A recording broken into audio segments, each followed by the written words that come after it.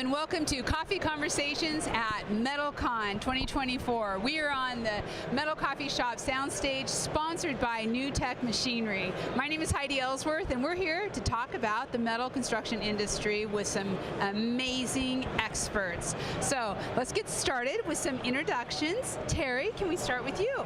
Yeah, my name is Terry McGuire. I'm the Vice President of New Tech Machinery. Adam? I'm Adam Mazzella. I'm the President at Sheffield Metals and New Tech Machinery. And Bobby? And I am Bobby Mesmer. I am the CEO of RMG Erectors and Constructors.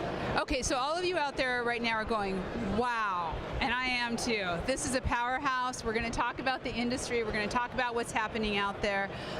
This is super exciting. So what we want to do is, let's just kind of start out, gentlemen, with the show. MetalCon, we've seen it grow every year. There is nice traffic, a lot of people in here, a lot of booths. I would love to hear what's happening in your booth and what you think of the show so far. What's happening at New Tech? Yeah, this year was really busy so far this morning. We've only been here for about 4 hours, but we brought a concept machine this year, and it has a lot of offerings that are feedback from our clients. Yeah. And so we were really excited to show it, and we've had a massive amount of traffic this morning, so very excited about how it's gone so far. Yeah, a lot of people out there, and I'm so excited about that concept machine. I want to talk about that a little bit more. We'll be glad to talk about it with you. Yeah, I love it. Adam, what are you seeing in the Sheffield booth? Yeah, so trying to feature a lot of the new architecturally curb appeal things. So textured PVDF coatings, which is kind of a newer thing. Usually you're seeing that in SMPs. So excited to talk about our core line product line. So. I love it. Yeah. We had on Thad earlier, and we were talking about a lot of the cool stuff that's going on for both companies. So it's great. Bobby, you've been walking the show, and tell me, what are you seeing and what's of interest? Yeah, I mean, MetalCon is a great show every year. I mean, the industry, the way they put it together, all the people come together for the metal, the pre-engineered work, all the manufacturers. So walking the show, I mean, you're seeing all the same manufacturers, all the same suppliers that are out here. We're seeing familiar faces in the erection business and in the supply business. So it's good to connect with everybody. I'm really excited to see some of the new products that are coming out. You know, like Adam said about some of the PVDF coating that they're doing, some of the new machinery that's coming out, and to see what the industry and where it's really going. Because that's our future right there. And these guys, and it starts with these guys before it comes out to somebody like me in the erection business, because it starts with them, and then we're the ones that have to learn it. So very, very excited to be a part of this. And it's kind of the other way around too. It's kind of the chicken and the egg, because you're saying this is what we need out in the field, and these folks are making it happen. So this is the place where that strategy and creative happens. Absolutely. Those conversations happen really well, because the experts who are producing the product, they come to us and they say, hey, what's your problem? What are you seeing? What's going on with our particular product? And so we get an opportunity to talk with them at a show like this, open forum, to be able to say, look, these are the issues. What do we do? And then next year, hopefully, they have a solution for it. Then we have more stuff that comes out. Okay, speaking of issues, challenges, and I'm even more so trends. I wanted to talk a little bit about 2024 and the metal construction industry overall, and kind of what were some of the trends, what were some of the things, and I'm going to start with you, Bobby, what were some of the things you saw this year that really stood out to you? I think a big one was definitely the U factor and the insulation in the industry, at least in mine. I work heavily in the pre-engineered market, so I'm all in commercial. So that was a big trend, a big change. A lot of different products that came out there. I see a lot of change in the engineering side of our buildings that are making the buildings a lot more capable to move into other sectors in the commercial area. So we're providing buildings that you otherwise normally wouldn't have thought would be a pre-engineered building can now be a pre-engineered building, and then again to the warranties and the coatings of the metal products themselves. What's going on with the like what Sherwin-Williams might be doing with their coatings to put on product is amazing. I mean, these coatings now, I mean, you're starting to see warranty increases, better performance, the spec changes. So that's what we're seeing, and I got to tell you, it's hard to keep up with. From an erector maker standpoint, it's hard for us to keep up with the manufacturers to say, wow, okay, what the warranty's not a 20-year finish warranty anymore, it's a 25, and because it's this high performance coating, but how do you walk on it? How do you install it where you're not damaging it? So that's what we're seeing, and again, I'm super excited about that as it moves forward. Well, you're in the right place then to be asking a bunch of those questions and what's happening. Exactly. I know, we got these two guys here, so I want to listen in. I want to be on the other side of the podcast here. So, okay, Adam, I know you want to get Terry to go, but I need to talk to you first. That's perfect. Yeah. You're welcome. So, what are you seeing? What did you see this year, trends within the metal construction? It's been a pretty flat year, all in all. I mean, it's typical election year. I mean, we forecast the year before, and we go, hey, we're going to keep this trajectory, and things sort of just level off. Other trends, kind of things happening. We're competing with interest rates, and we're just waiting and waiting and waiting. So a lot of hurry up and wait this year. We kind of talked about that a little bit before, but there's a lot of optimism. We feel like there's a lot of pent-up demand, both commercially and residentially. Other trends, we talked about some of the textured items. This is hot right now. Low gloss is in, textured is in. So from an architectural curb appeal perspective, a lot of these things are in, and we're only gaining steam with them. So it's exciting. One of the things I've been seeing a lot of that just from you guys, Sheffield, and a lot of the market is the prints. The prints that are coming out, siding. Like, it just feels like a much bigger year for the building envelope in metal. Where and maybe it's a little bit my roofing background. I'll admit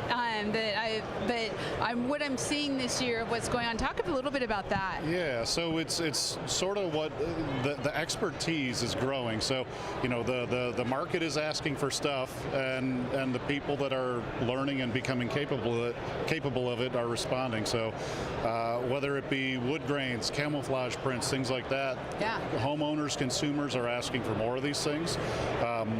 People are becoming more capable of these things. It's not just roll coating technology. You're seeing actual, like, what you would imagine as laser printers actually printing on steel and aluminum products moving forward. So cool. Yes. Yeah. So this is like something you probably couldn't imagine 5 years ago, and this stuff's becoming a reality. And it's something that we're now able to continue to offer to the market, both through Sheffield, people controlling their own manufacturing via new tech as well. So it's an exciting trend. Sort of the sky's the limit with it. And I imagine a place where we'll get to where people are saying, hey, I want this color, I want pumpkin orange. Yeah. And we can get there in a much more effective, efficient, less costly way than we did 10 years ago. Yeah. So. When I first heard about the camouflage, and actually I saw it at the show last year, the camouflage prints, I was like, okay, who's going to use that? And then I'm like, oh yeah, hunters. Duh. But it's very cool. But this morning, we were talking to a lady during the Metal and Mimosas, which, how cool is that we get to have? Why didn't we get mimosas? Yeah, I didn't get that invite. Big mistake. Mimosas, right wow. There. See, that's why you should be a woman in construction. Just saying, we're a little bit, ahead of the curve there. But what she talked about was actually having finishes that were almost a mirror finish, because the people wanted to they were in the forest, and they wanted their siding to reflect the trees and to kind of fit within it. First time I'd heard of that. So yeah, some really interesting things that are happening out there. Yeah, and that technology oftentimes can be accommodated with even higher end or different types of paint systems that we just didn't see in a, hardly saw it in a commercial space, but now that it's making its way into a residential space and architects can call it out and specify it, it's a whole new dynamic of metal that didn't exist 5 years ago. Yeah, it is. I found it amazing. So, speaking of which, of contractors taking their into their own hands, and New Tech from watching, it seems like you guys have had an amazing year, and there's just contractors are coming to see the light. Yeah, I mean, we certainly have had an amazing year at New Tech in 2024, and we expect the same in 2025. I think what I've seen in 2024 is how many new people are coming to look at this equipment and saying, we want to manufacture our own. We've been buying it from someone who's chopping and dropping it to us, or we're buying it from an implant manufacturer, and we want to push them out, and we want to do it ourselves. So even this morning, I've spoken to 3 or 4 people that were brand new to this that are saying, hey, we want to manufacture ourselves and we want to understand this equipment. And from a portable roll forming standpoint, we feel like we are the gorilla in the room, and we plan on staying the gorilla in the room through customer innovation. We're going to stay on top of this. We're going to bring new machinery to the market, and we're really excited for 2025. Yeah, and it really kind of goes back to that whole automation and the labor shortage and kind of where we're at there. And I think really, and I'd love your thoughts on this, what we went through with the material shortage after COVID, it kind of had some people going, we're going to do something a little bit different so we can control our destiny just a little bit more. Not that that's a problem anymore, and manufacturers have totally stepped up. It's been awesome, but there is some of that mentality, it feels like. Yeah, I mean, for sure, when you're manufacturing on site, you're not wasting anything. Right. So, if you need, or if you ruin something that you've bought from somebody else, you're able just to replace it right there, right? Instead of calling them up and saying, hey, we snipped this wrong, and can you send another piece, and it takes 2 days, or you're calling in favors.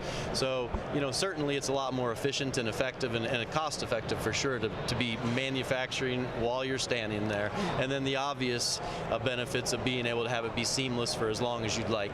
Right. And you don't have any freight constraints. So, again, we're really excited where we are, and all these prints and these new things that are coming to market, that only drives business to us. Right. Because more designers are saying, hey, we want to utilize this. Architects are saying we're calling it out, and therefore they need a machine to make it. So the more innovation there is on that side, and the more people like the product and think it's beautiful, the better it is for us. And kind of bringing our crystal ball out and looking at 2025, you really made me think because, okay, and of course, I'm here at Metal Coffee Shop, and I'm talking to all these different people, and I hear all these different things, but what I hear consistently is the growth of metal and the demand for metal, and that contractors want to, if they aren't using metal right now, they want to bring it in. So it seems to me, and Adam, I want to start with you, is when you're looking into 2025, and as we're talking about, okay, are you roll forming your own? Are you buying from manufacturers? It seems like there is plenty of business for all, and that for different types of business models for contractors, it really is going to depend on what makes sense for them when it comes to labor, when it comes to design. What are some of the things you're seeing for 2025 along that line? Well, some trends are continuing. So, Terry hit on, and you talked about the labor shortage. A lot of people are faced with, hey, go spend money so you don't get taxed on it. Well, traditionally, go buy another truck. Well, to go buy another truck, I got to put 3 or 4 people in that crew on that. Well, that pokes at the labor shortage. So alternatively, the contractors are looking at being more efficient, so I can spend that same $100,000, call it that nice round number. I don't need to hire 3 or 4 people. I can make my existing crew more cross-functional. I check that box as far as what my CPA is telling me to do, and I can go be more efficient and broaden my capabilities and make more money doing a product that I used to, make 20% on. I can go make 30% on it. So there's a lot of opportunity there. In terms of trends, 2025 I don't have a crystal ball. I try to dodge crystal ball questions the best way I can. It's going to be awesome. I think the residential stuff is going to kick back up. There's just way too much pent up demand.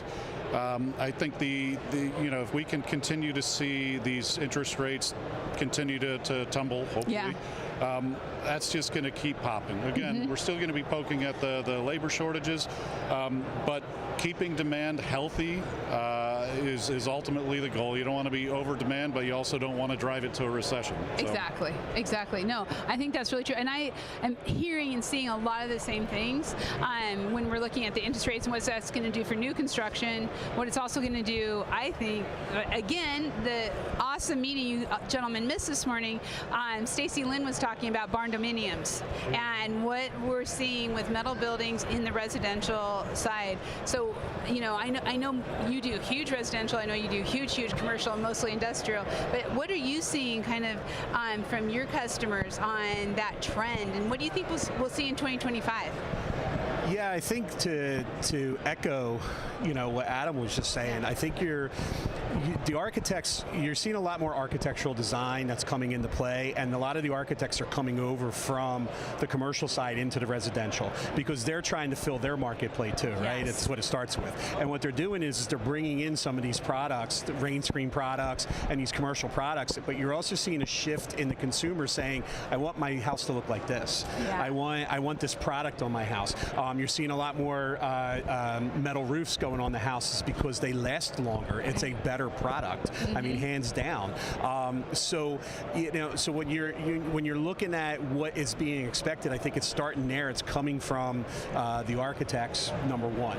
Number two, you're also seeing a divergence in the market with homeowners who don't want the McMansions anymore. So that's why you're seeing the barn dominiums pop up, and you're seeing them become a thing because it's a one big solution that is appealing, and that is also extremely cost effective. The big custom homes anymore that take 12 months to build, and then all of a sudden you put up a barn dominium in 5, and a nice one too. Yeah. And again, you're getting a superior product out of it. You're putting on a very good metal wall panel that's going to outlive the siding that's on the house. You're putting on a metal roof that's going to outlive a shingled roof. So I think that it's becoming performance, and I think people are becoming more budget conscious when they are building houses to say, how do I get a longer longevity out of this? I don't want to redo things. So I think it's that. And then and the same thing when it comes to the contractors. When you look at the equipment like they have, where a contractor's out there, it's about him realigning the cost that he's spending and keeping it more in his pocket. So if he can buy a roll form machine and instead of spending that exorbitant amount of money to buy the product from somebody and have all the trucking and have all those delivery fees and have the installation issues because you got 5 damaged panels and now you got to wait 2 weeks to get more panels, you're realigning those costs. So from a business owner standpoint, and I know from an installation standpoint, we run into that all the time. Our panels come out, we don't roll form in the field. Our panels come out already formed in bundles, ready to install. But when we run across it, we're waiting 2 to 3 weeks when we run across missing or damaged material. Yeah. Whereas if we had a roll form machine, we could just do it right there. So I understand the need for that, but that's the We'll benefit. have to talk about that, Bobby. You can supply that. You're welcome. Commission 1%. But people are becoming more smart, right? Everybody's becoming smarter, from the contractor to the consumer. People are looking and saying, I want something better. I'm tired of the old and I want something better. And that's where I think why you're seeing the market, and I think it's going to continue that way. I think through 2025, consumers are becoming, with the budget conscious consumer that's out there, they want a better value for what they're getting, and they're willing to, does metal roofing cost a little bit more? Probably. Maybe it's relative. I don't know off the top of my head, but I can tell you that the longevity of it, they're not considering replacing a roof in 15 or 20 years. That roof is going to last them, if installed correctly, 25 to 30, realistically. Yeah, and you have insurance driving the market that way too. I mean, they're saying, I don't want to replace this roof in 5 years and 10 years. Yeah. They want a more durable, longer lasting, more sustainable product altogether as well. That insurance is driving so much, and I was going to that point, extreme weather. Go ahead. Yeah, I mean, that is an exciting part for us, because living in Colorado, where wildfires are rampant, and we know it's rampant in California, what we're seeing, and some people are actually coming to us, are saying, hey, our insurance company is requiring that the entire facade be metal. Yeah. So we're doing board and bat out of these machines now, so you can do the wall panels in residential, then you're going up to the standing seam roof, and the fire rolls through, and you look the exact same. Unfortunately, your surroundings don't, right. But you look the exact same. And so I think at some point, insurance companies are going to require it, certainly require it on the roof, and maybe require it for walls. And again, that's just a growth potential for us. It is, and you really see it when you think about the wildfires and you think about the hurricanes that just went through Florida this year, and there is such a movement in Florida for metal roofs. We're seeing it, and Texas, we've been seeing huge growth and people talking about what's going on in the barn dominiums, the big metal buildings as they're building them. One other thing, got so excited about this topic, but one other thing on that is sustainability and this next generation. I think, to be 100% honest, our older generation doesn't tend to always be as in tune to the sustainability message, but that new home buyers who are looking at it and saying, I can build a metal barn dominium It's less cost, it's more sustainable, it's going to last longer, I don't have to do as much. And that's a cycle though, right? Because the older generations, they had a good product back in the day. Products were better. We've now hit the downturn where products, being made overseas or whatever's going on with them is you're not getting a good product, and people are seeing that. And so what they're doing is you're seeing, like, again, in new home construction, you buy a new home and you're like, wow, homes are expensive. I paid $1 million. I paid $1.5 million for this home, but you got cheap products in it. Yeah. So that's what's making them say, like, I want more value for my dollar. That's what I think. So you're starting to, you're back on that uptick of you have to produce something that's good, and that's because the demand is out there, and we're all seeing it. Yeah, and don't you see more contractors, or actually contractors who traditionally maybe were not metal? In roofing, it'd be asphalt shingle. People are doing more shingles. In building, obviously, custom builders moving to, it seems like there's a movement to also incorporate metal into their business to diversify so that they can answer some of these demands. Are you seeing some of that? Yeah, and you see it even in the track home builds. They're incorporating metal. They're trying to figure out more ways. Now, metal doesn't necessarily fit into that volume construction methodology, but again, making it more accessible, educating the end user more than they've ever been educated. 20 years ago, you'd show up and you'd say, what are my options, shingle or shake? And it's very limited as a homeowner. Now homeowners are saying, no, that looks cool. There is some curb appeal to it. It's not this industrial looking panel going over their porch. It really is a lower profile, matching the color trends, etc. So as education happens in the industry, both us as manufacturers educating the whole of the market, not just contractors, not just installers, but that end user and the homeowner and the architect, they're going to say, hey, I want more of that, or help us understand that. Now, as it relates to the roofing contractor trying to go from traditional shingle roof to metal roof, it is a dynamic. It's not just show up and figure it out. The education piece with Sheffield, with New Tech, with a lot of our competitors is magnitudes of order far greater than it was 5 years ago. And that's one of the cool things about what's helping drive this industry, is that education component, is that more intelligent homeowner. Now, it can be more work for us, but at the end of the day, people are making a better decision, and hopefully we're helping educate people along the way with that. Yeah. And let me just ask you guys real quick, do you see that the metal trend is closing the gap on pricing too? Right? Do you see that because really, like, you wanted a standing seam roof 10, 15 years ago. That was for the rich people because it was out of touch. Like, great product, but still out of touch. Now I'm wondering, like, I know I'm seeing it, but I wanted to hear, because you guys are the manufacturer of the product, do you see that closing the gap, the price gap a little bit? It's not relative, but the price gap is closed. Well, and it's also looking at it, the cost of shingles goes up every year. It has every year, and it keeps going up. Because of the price of oil. Exactly. It's driven by that. Oil, wood, everything continues to go up related to shingles. Now, metal goes up, but it seemingly is not going up as fast.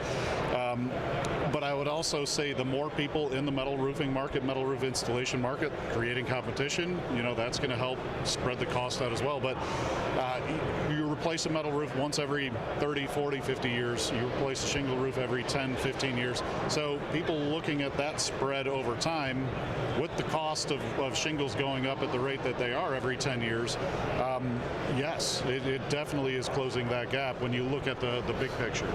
Yeah, and I think the demand to that point is really bringing it on. Okay, so let's switch a little bit over to technology, because I'm really interested in the technology side. Terry, I want to start with you. We're seeing things, drones, robots, automation, software, aerial measurements, all of those kind of things.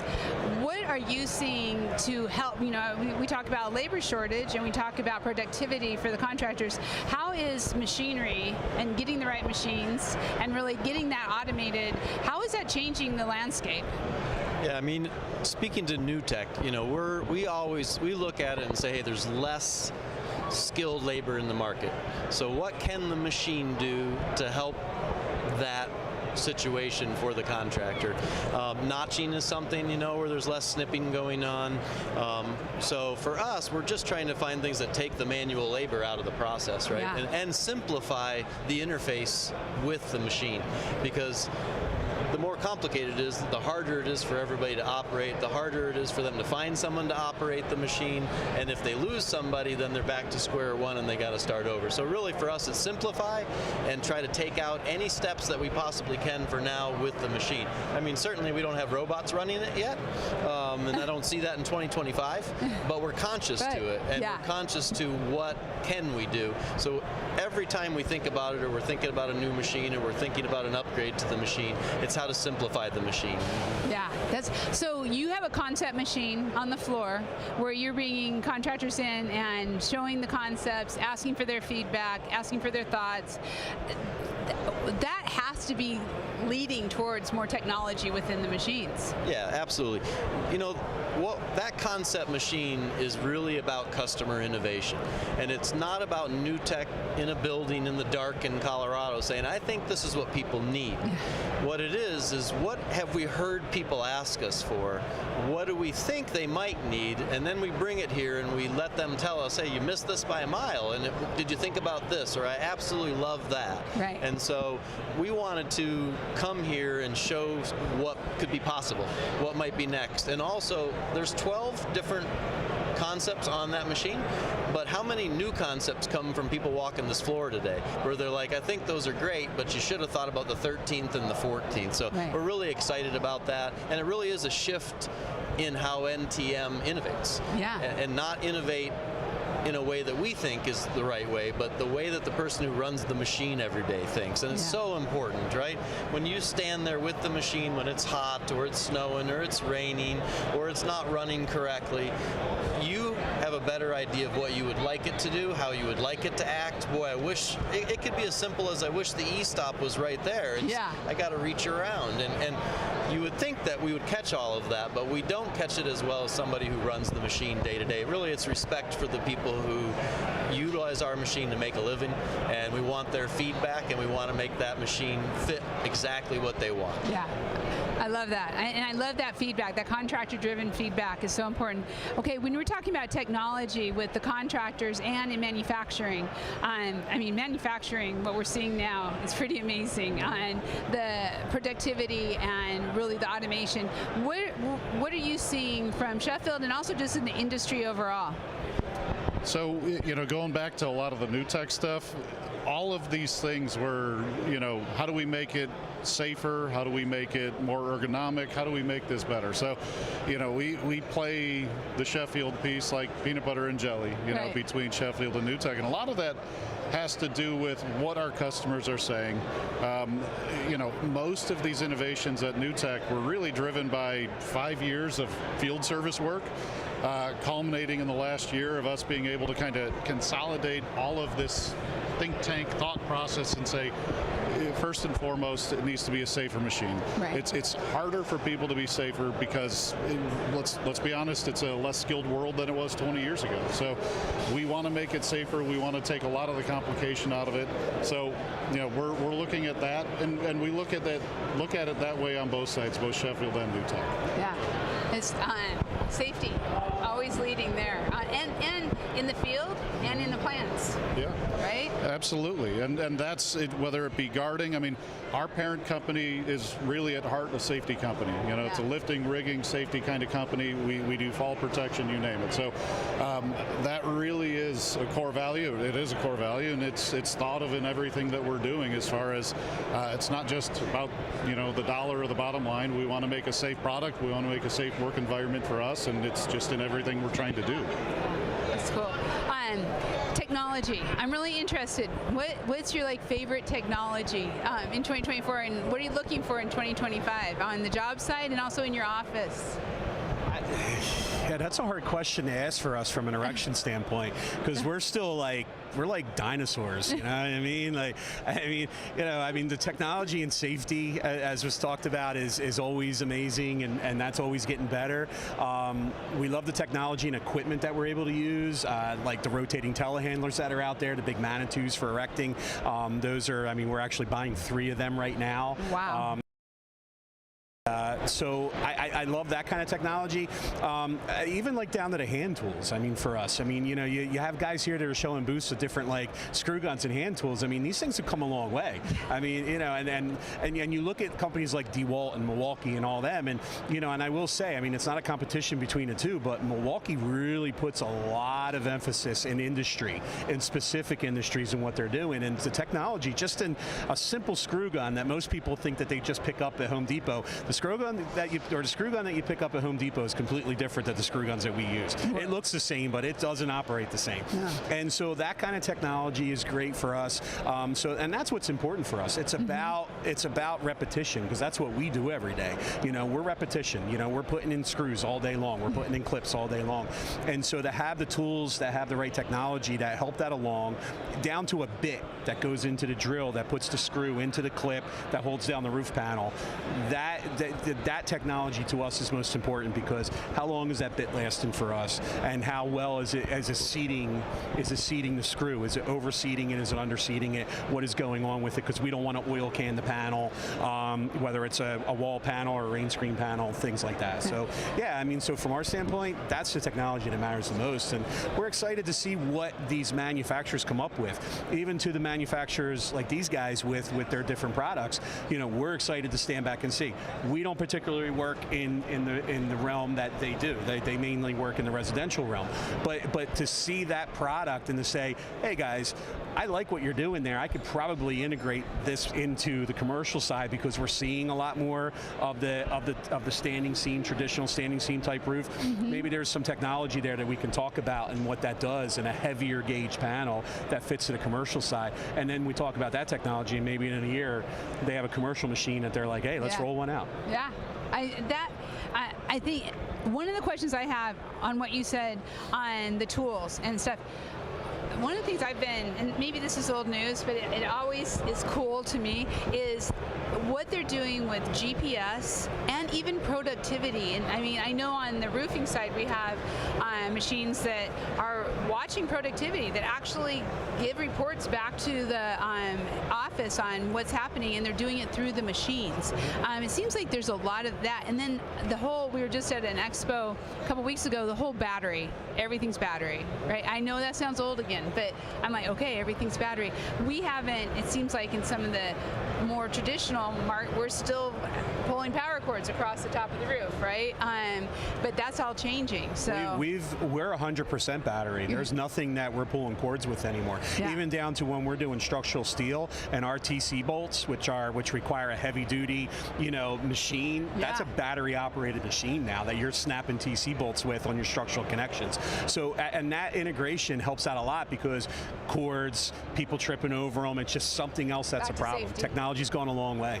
Yeah, it's fun to watch. It's fun to watch those things. Go ahead. Well, there's just a lot of shop floor automation. You're talking about technology. That trend's not going away. So people getting aftermarket controllers with respect to our machines and integrating it into their ERP and MRP systems to allow that, what is going on, how quickly did we do this, batch processing of jobs, you name it. People are honed in on productivity, whether they're on the field, their job site, or their manufacturing setting being the job site, or their manufacturing setting being a manufacturing facility where they're making panels.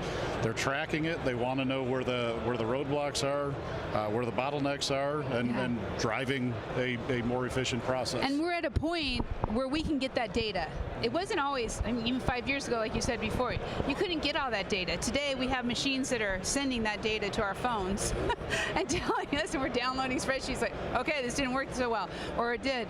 I think those are the kind of things too that I would love to see. I'm sure it's going to be coming out with some of your concepts, like how are we watching, how is that data getting from the machines into our systems? Yeah, I mean, Adam spoke about it briefly in terms of being able to interface with ERP and MRP systems. We've made it with a few of those companies, we've made it so it's plug and play, make it easier. We're currently talking about cellular options, so you can feed that stuff cellular. Nice. You know, a lot of times the contractor wants to know, hey, are they running anything today? And he can look on his phone if we were to get to that point and be able to say, hey, they've run, you know, this many feet. I know they're working. Yeah. So I think that cellular technology and or they're not getting enough done. yeah, or they're not. Most likely, that's what the answer is going to be. But that's something we're talking about. So I think we'll continue to look at that stuff. It's important. I think when you look at the apps that are coming out, the software that's coming out for safety, where you can actually check back in the office, did everybody do their toolbox talk? Did they check in? I mean, we're just seeing this across the board to that data flowing, hopefully 2 ways. We'd like to send them notes on their phone that, hey, you know, the machine needs a preventative maintenance. You know, what have you done? You've went past this many feet and you haven't done this. So it'd be really neat to be able to feed that information to the operators I have to tell you, as well. My car tells me it needs an oil change. Exactly. There you go. Okay. You do it when it tells you is the question. No, that's the problem. I got to quit traveling. So, okay, I love this. Let's go a little bit to, okay, we talked about this before, but I think this is really important. Interest rates, the economy. I know we're going to stay we got 6 days till the craziness of the elections are over, but what are some of the things, we talked about it a little bit, but I'd like to dive just a little bit deeper. We'll start with you, Bobby, on just what you're seeing out there as in backlogs, building owners. What's 2025 looking like? I think it depends on the sector that you're in, right? And there's multitudes, right? You have the residential, you have the commercial, and then you have the federal municipal sector. Federal municipal sector we're seeing is busy. It's still busy. It's been busy all this year. It's going to stay busy all through next year. They're constantly pumping money into that. So you're never going to lose in that particular sector. In the commercial sector, it's been steady. It hasn't been as good as it has been.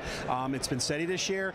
We're seeing everybody kind of holding stale right now. They're kind of holding tight to see what's going to go happen in the next 6 days. Yeah. Is work going to pick back up? Sure. The commercial sector is never going to completely die, but I think you're not going to see, depending on which way it goes, you're going to see a dramatic increase, or you're going to see it stay pretty steady where it's at. And so everything's on hold right now in the commercial sector. We're seeing there's a lot of projects that are ready to go. There's a lot of projects that are planned and the contracts are ready, but nobody's pulling the trigger until January 15th is what they're telling us. Yeah. And then the residential, we don't work in that side, but I know that the residential market, I have some friends who are big residential builders, and they're dying a slow death right now. I mean, you know, I got one friend in particular. I mean, he's one of the largest builders in Nashville, and he can't sell a house to save his life, and so it's because of interest rates and all. So I think it's going to be interesting to see what does happen. I think 2025 could be a fantastic year, or it could be a year like we've seen the last 6 months of this year, which is very just flat. Very flat. And if the interest rates do come down, there is some pent-up demand out there, we think, for housing. There is, but even if interest rates continue to roll back, the problem is that inflation is still high. Yeah. So the interest rates aren't going to readjust the inflation, and that's, you know, you can't, you know, I'm not an economist, but that's just normal understanding of economy. So you can drop the interest rates all you want, but it's not going to force people to get out there because the stuff that's out there is still too expensive to buy. And so I think you have a double-edged sword here, and you got two problems really in one. And then, like you said, though, is there inventory out there? Sure, there is. But you also have inventory, like in the housing market. You know, the housing market has inventory, but people are asking way too much money because they've allowed them to drive themselves up the prices, which the houses aren't worth. You know, so I think that you're dealing with those two economical problems, and nobody's really created a substantial solution to it yet. So I don't know what the answer to that is. It's going to be interesting. Yeah, I mean, I see what you're talking about, Bobby. I think the interest rates, I think consumers are going, they're so used to that free money world that we spent basically the last 10 years. And whether or not we get there or not is another question. But I think as interest rates drop down, you're going to see homeowners say, hey, I can live with 30 years at an elevated price. because I can bury it over 30 years at 4%. I don't want to pay almost double over the life at 30 years at 7%. Now, granted, I don't think anyone's going to sit here and say interest rates are going to stay at 7+% and I'll never be able to refinance over 30 years, but I think that upfront sticker shock of saying, hey, 3 years ago, I could have bought a $400,000 house and paid this over the life, or today I can buy a $500,000 house and I'm paying triple that. So that's the problem. Anxious to see where things go, but yeah, the inflation piece is a backbreaker across the board in the economy. The way inflation's tracked and calculated, it seems like it's a moving target, and hopefully we can get back on track. Because we obviously need housing, but there's a lot of things that are happening out there too, with the change in remote working and change where people are living, where people are buying, what's happening to all these shopping malls. So there's some things that luckily in construction we still have to retrofit, and we're going to help, and there's still going to be work, but there is a definite shift that seems to be happening on just how we're still kind of in a COVID hangover, just a little bit, trying to figure it out, just a tad. But Terry, what are you seeing overall? I can't say it better than Adam and Bobby did, but speaking to NTM, we haven't seen a major slowdown based on interest rates. We've seen some of the people that finance these machines be more creative, maybe hold off your first payment for 12 months. We see people spending cash instead of trying to go to financing. I try not to participate in anything that's going on in the economy. I like to say, if we don't participate, we're going to do well regardless. I like that. That only goes so far, but it is our motto. But people are finding ways to buy these machines, and I think to a point that was made earlier, we're steady, but there's growth as well, and you need equipment to make that standing seam, right? You need gutters, you need equipment to make that. There's still growth in it, so we're kind of sitting in a spot that's somewhat insulated, and certainly we're happy about that. If the interest rates come down, it'll be easier to sell the machines. It's as simple as that. And I'm waiting for the next, what did we say, 6 days? So I kind of agree with Bobby. I think it'll be a slight down depending on how it goes, and certainly it'll be an explosion if it goes the other way. And I'm excited for what this is going to look like in 2025. It's out there, and we're almost there. I can't believe it. So one of the things you talked about earlier, Adam, that I think is really key to this industry right now, and that it kind of ties all together, and that is the labor shortage and the lack of skilled training and education, and getting the young people to want to come into the trades, right? How are we bringing that next generation, especially since we had kind of a drought of classes, shop, ed, everything else in the high schools over the last 20 years or 40 years. You were talking about all the great training programs that you're seeing out there. What are some of the things you're hearing about, just industry-wide overall, about getting that next generation into metal construction, into construction overall? Yeah, I was going to say, it's more about the trades. There's a much better view of what you should school today than there probably has been for the last 20 plus years. There's a lot more access to information, not just education. So as you're getting out of high school or making that journey to what do I want to do, what do I want to be when I grow up, people have a keen eye of going, do I really need to go take on $100,000 of debt to go get a job where I'm working from home, et cetera? And you're going, that's not glamorous. There is just a general, I think, innate feeling of people wanting to be part of something, building something, work with their hands, controlling their own destiny. That's a real thing. And I think this younger generation is seeing that, waking up to that. Adjacent to that, I know young kids people in their mid-20s that went through that, and they're going, I want to go work with my hands. I want to create my own business, whether it be metal, HVAC, metal roofing, any sort of roofing, plumbing, you name it.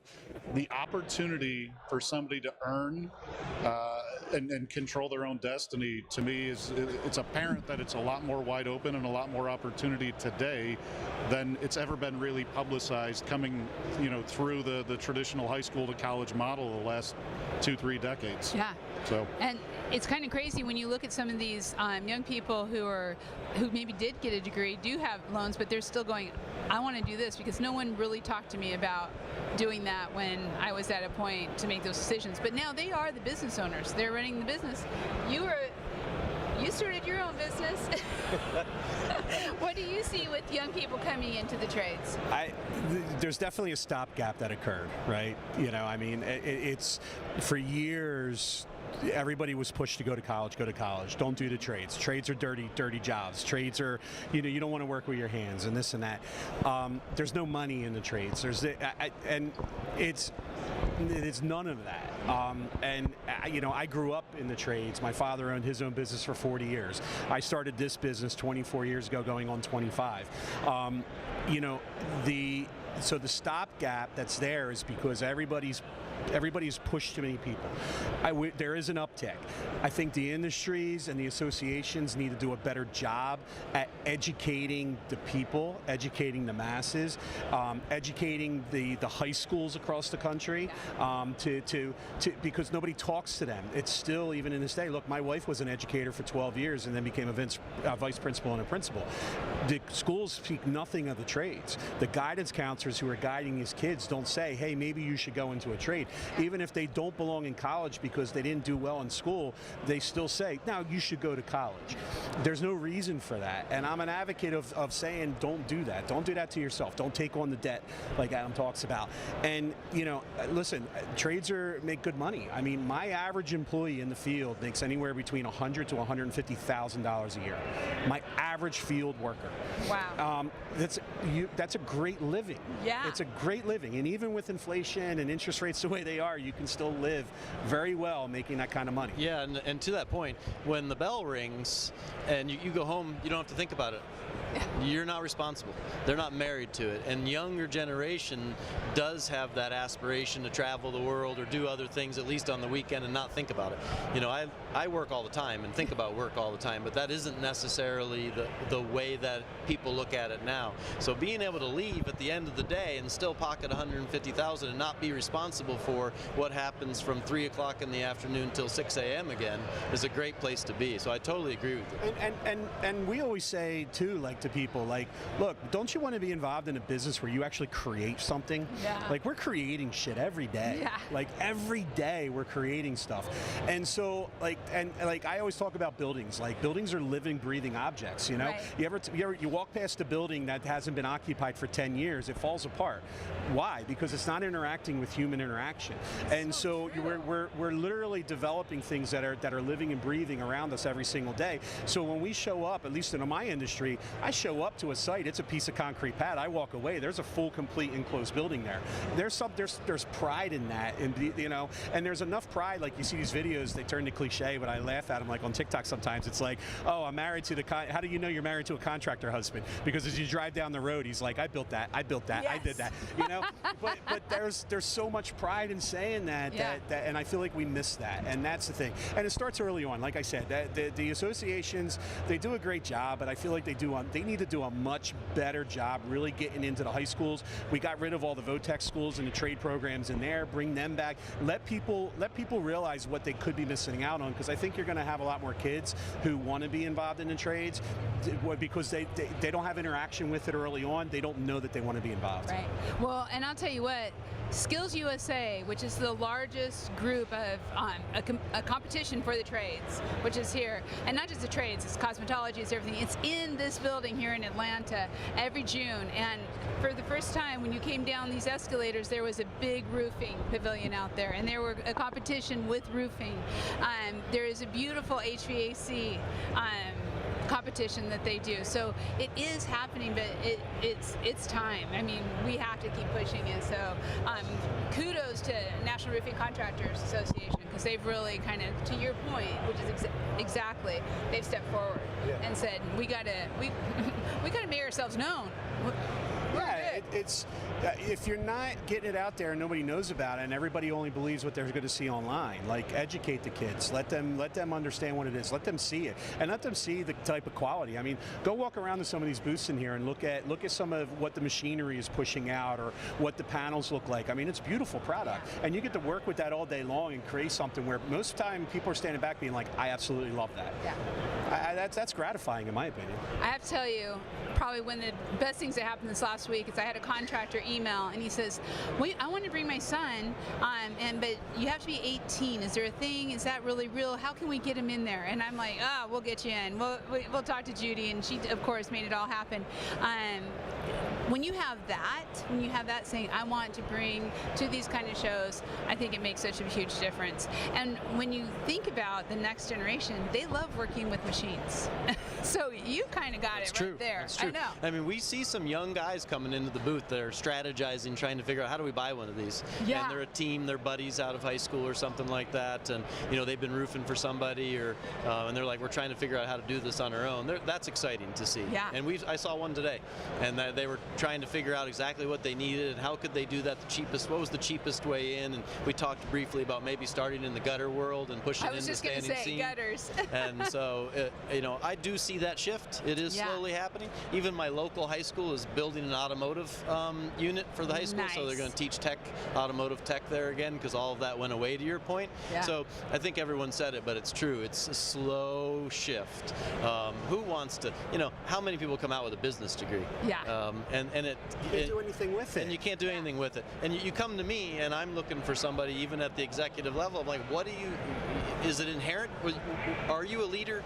You didn't need to go to school for that. Yeah. And so I think it's something that they're starting to see. It's a huge shift, but I think people are seeing that when they leave high school. Do I really want to do this? I'm just going to go drink a bunch of beer and owe $100,000. Yeah. You can come over here to our booth, and I'll sell you a machine for $100,000, and you can drink a lot of beer and make money. Not while you're running the machine. Not while you're Fits with the roofer lifestyle, right? I know. Put the beer down to run the machine. Yeah. You're doing it safe. You kind of get the safety equipment. Get my point, though, right? I think it's a perfect point. I just had to tease you because we were talking about that I'm sure earlier. I'll hear about it from this guy over here. Now we're talking about running our equipment while drinking beer, Terry? Like, really? No. Just be tied off. You'll be fine. Build the safety into the machine. Yeah. It's just one of the benefits after hours. That's what it all comes to. It has a drink holder, but it's for Gatorade. Right. Keep that Gatorade coming. I want to kind of finish off to talk about a little bit about associations. This MetalCon is sponsored by the Metal Construction Association. We also have Metal Roofing Alliance here, and also just the folks at MetalCon. I think they've done such a great job, led by Judy Geller, to kind of put all this together. So, some final thoughts on why people should take the time out to come to MetalCon, to come to your booths, and to really get involved with their associations to be able to help with a lot of these things that we've just been talking about. Terry, let's start with you. Yeah, I mean, the reason I want you to come is to come over to the NTM booth. Yeah. And we have a concept machine that you could vote on what you like or don't like this year. So that's the biggest reason. In terms of all the associations, NTM kind of sits in a weird spot, and they're not necessarily specific to us, but they are specific to the people who buy our machine. So, whatever support they can get, whatever help they can get, only helps us. So that's how I see it. But, you should definitely come because you get a chance to see all this stuff, and that you would never see. And you might walk by something and say, that's going to make my life a ton easier. It's really true. There's, like you said earlier, the innovation that's here. What's your thoughts on getting involved with associations and being a part of MetalCon? Yeah, so this is a great show. Would love it if people came, checked it out. Whether you're a contractor or people like us, we have our own booths here. But I love walking around, checking out what's new, what's different, what's hot, things like that. Terry and I are going to tag team Bobby after this, and we're going to convince him to buy a machine and find a new metal. We have one commercial machine already. Okay. Yeah, with many profiles. I'm broke this roofs, year. walls, you name it. Interest rates are too high. I got to wait for 6 more days. I used my crystal ball. They're going down. Right. I thought you didn't believe believe in that. So it's great, and we have people on our teams that contribute at the MCA level in particular. It's awesome because they feel like they're contributing, they're giving back, and they're moving the industry forward. And so when they're done with their time, done with their service, everyone has always said how much they enjoyed it. It's a lot of work at the time, but I'm really glad I did that, and they're ready to cycle the next person through. And that gives them exposure to so many people, so many resources in the industry. Yes, you're interacting with a lot of competitors, but you got to remember, we're all driving this industry forward, and if we sit here and bash each other rather than work progressively with each other, it's going to make things more difficult for ourselves in the industry. Yeah, so that's so well said. That's so true, because we want to rise the whole metal construction industry, right? Yeah. Bring it all together. Okay, we're going to be doing some fun things, you and I, with having more conversations about erectors, about metal buildings on Metal Coffee Shop. What are some of the reasons erectors should be thinking about coming to MetalCon and really understanding here, and then being involved with someone like Metal Coffee Shop? Oh, sorry, shameless plug, but why should they be involved? This is the industry show, right? So if you're doing anything with metal, steel, metal panels, roof panels, whatever it is, this is the show to be at, because there's all sorts of manufacturers, all sorts of vendors, all sorts of components that go into it. You're going to see something here that you didn't see before, and maybe you're thinking about how you vertically integrate your company a little bit, and you say, hey, instead of buying screws here, I can buy screws direct from here. As simple as a screw. And that's what you see. But you see what's going on in the industry too. Look, I'm not a manufacturer, but I look at what the manufacturers are doing, because that gives me insight to where the industry is going, because they're the forefront of it. We're the guys who are installing it. Being involved in the associations is really just advocacy, right? They're there to help you. They're there to help build around you and build around you as a contractor, and for you to go to for help. You get yourself involved in a job, and maybe it's a heavy spec job and you don't know the answer to it, you can call the association and they will help you through it. Yeah. Or they will say, hey, call the manufacturer can help you through it, call this person. And again, I feel like I'm echoing Adam a lot in some of the stuff he's saying, but it's also too scary. He's ready to buy. He's ready to buy. He's ready to buy, right? Exactly. He's brainwashing me. But working together, like as an industry, you want to stay together as an industry. Yes. And that's the only way to build the industry. And if you're scared of competition, then you're in the wrong. Then you shouldn't be doing what you're doing. Competition is good. Competition breeds excellence. I want competition because it makes me better. I want somebody to take a job from me, because I will then look at myself and say, how did I lose that job? They want to build a better machine. The only way they're building a better machine is by having their competition build a machine that's better. Right. And then they're saying, whoa, we need to beat that. And it keeps everybody reaching for the stars. And so through the associations, you get that advocacy with that, and you hope you build a community that's working towards the best interest of the industry. Yes. And then when you're all working towards the best interest of the industry is the best at that point, and nobody can beat us. And that's really what it comes down to. So true. Perfect way to end these coffee conversations. That is so true. Gentlemen, I want to thank you very much. I want to thank NewTek and NewTek for being the sponsor of the coffee conversations. Thank you for having us. Thank you so much, and thank you for all your wisdom. Just such great information that we're going to share out there. Thank you, as always. Thank you so much for being an influencer. Love it. He did really good for a stand-in. He did really good. I'm just a dummy over here, man. Hey, we're talking to Metal Coffee Shop influencer here, so there we go. And you can find out all kinds of information about NewTek Machinery and about Sheffield on Roofers Coffee Shop and on Metal Coffee Shop, along with, you can find Bobby as one of our influencers. So look for his comments on Metal Coffee Shop and watch for more. We have a lot more coming in the erector world. We're going to be talking about metal buildings a lot.